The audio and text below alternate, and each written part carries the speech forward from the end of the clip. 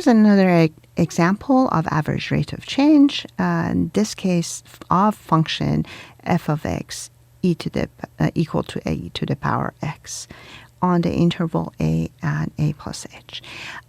One thing that you're not expected to do in pre-calculus is for exponential, natural log, and sine and cosine functions, we're not expecting you to be able to simplify h from the top or in the numerator and from h in the bottom or denominator.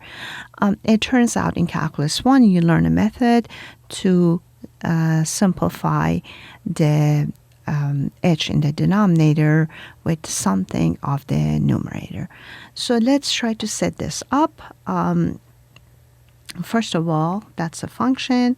So I'm going to plug in this endpoint to get a plus h in the exponent, and then e to the power a divided by a plus h minus a, which is going to be e to the power a plus h minus e to the power a divided by h.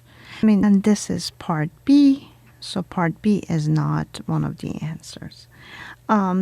And then I'm going to use my exponential rules. Exponential rule for exponential of the sum is the exponential of the first term times exponential of the second term. Doesn't look like any of those, but now I have e to the power a as a common factor.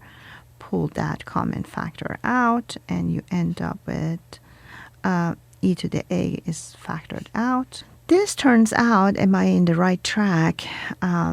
Yes, if h goes to 0, this numerator is going to go to 0. And so, again, what I want to do is this is doable in Calculus 1 because as h goes to 0, both numerator and denominator get closer and closer to 0.